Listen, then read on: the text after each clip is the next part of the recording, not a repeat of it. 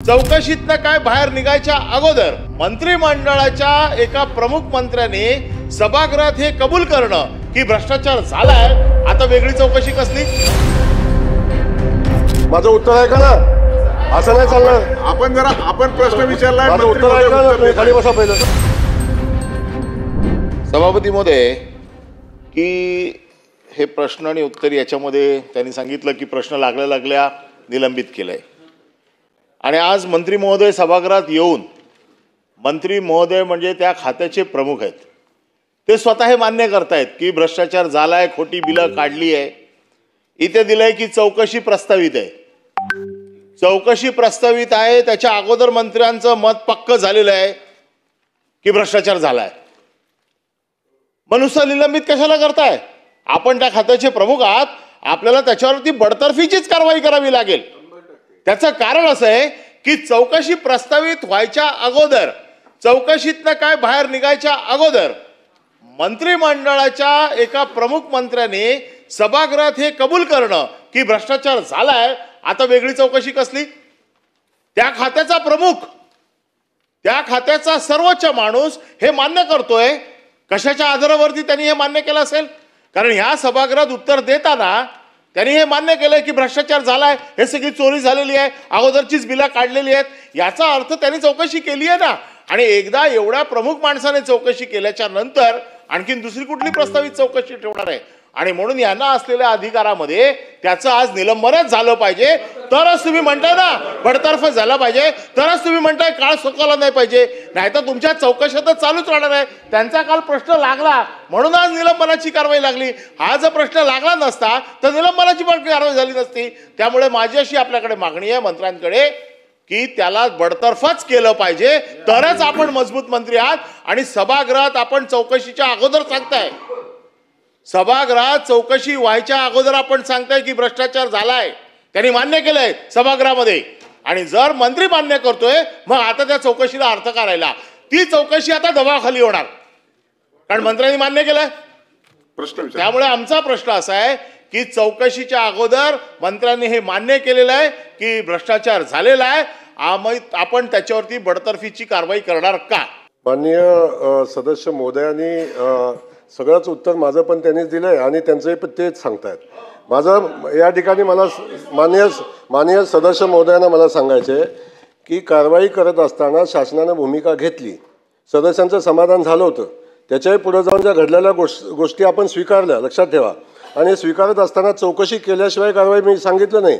याची चौकशी पहिली 14/5/2025 मुख्य कार्यकारी अधिकारी यांनी एक अजय वाघमारे नावाचा चौकशी अधिकारी नेमला.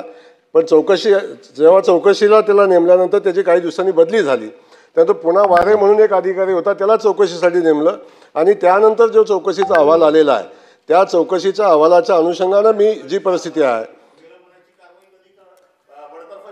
ऐका प्रश्न ऐका.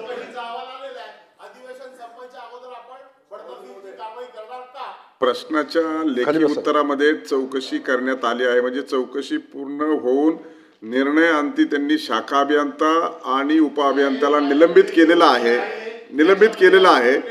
आणि आता प्रश्नाला उत्तर देत असताना कार्यकारी अभियंत्याला देखील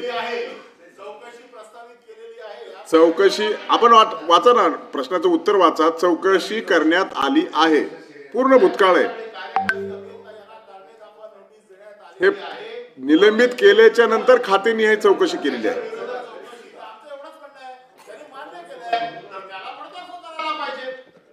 किंवा त्यांनी सांगावं की हा दोषी नाहीये म्हणून. माननीय मंत्री, अरे माननीय सदस्य महोदय, मला वाटते फारच त्यांना गडबड झालेली आहे सगळ्या गोष्टीची.